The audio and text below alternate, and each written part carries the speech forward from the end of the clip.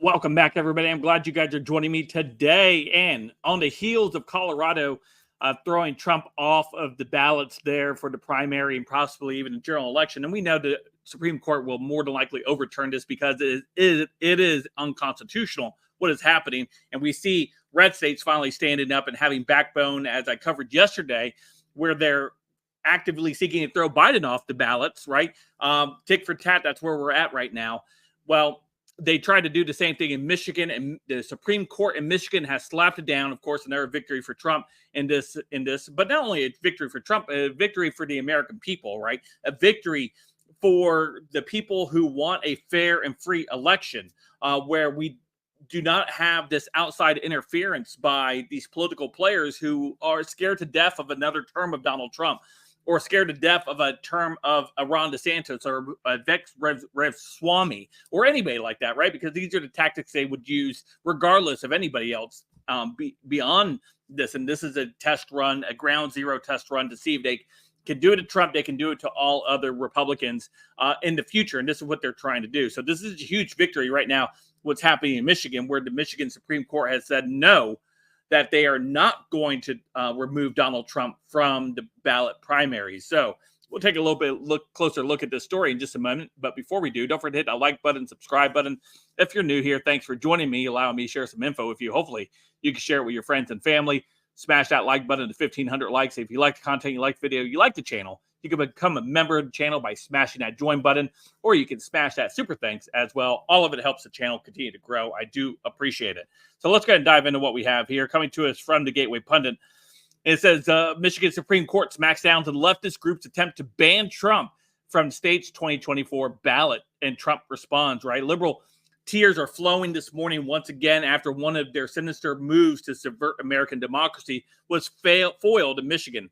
ABC's news reports that the Michigan Supreme Court rejected an appeal by a far-left group, Free Speech for People, or FSFP, aimed at barring Trump from the state's 2024 ballot based on Section 3 of the 14th Amendment. Unlike Colorado's tyrannical decision last week to toss the 45th president off the ballot, Michigan actually decided to safeguard the Constitution. Michigan's highest state court said it is not persuaded that the present question should be reviewed by this court. ABC notes that this ruling upholds one of Michigan's courts of appeals earlier this month. A previous rejected an earlier appeal filed by the same group on behalf of the group of Michigan voters who sought to remove Trump from the ballot based on his activity surrounding the protests around the U.S. Capitol on January 6, 2021. Ron Fain, legal director of that group, whined in the statement that Michigan Supreme Court ruling conflicts with longstanding U.S. Supreme Court precedent and makes clear that when a political party is used in election machinery of a state to select via the primary process their candidates for a general election, they must comply with all constitutional requirements in that process. In her dissent, Justice Elizabeth Welch also noted the difference between Colorado state laws and Michigan's. Significantly, Colorado's election laws differ from Michigan's laws in a material way that is directly relevant to why the appellants in this case are not entitled to the relief they seek concerning the presidential primary election in Michigan.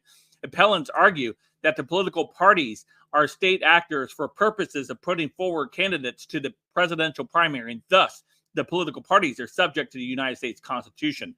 Of course, this also marks another court victory for the 45th president regarding his eligibility. The Gateway Pundit reported last week that a federal lawsuit aiming at blocking Donald Trump from appearing on the West Virginia electoral ballot has also been dismissed. President Trump responded to the ruling in a statement that said that this pathetic gambit to rig the election has failed all across the country. And we're going to continue to see more and more challenges across the country in Democrat states as they are going to try to remove Trump from these ballots. But we see finally Republicans standing up and doing the same thing to Joe Biden, which obviously this could create a constitutional crisis where the Supreme Court has to step in and say, this is ridiculous.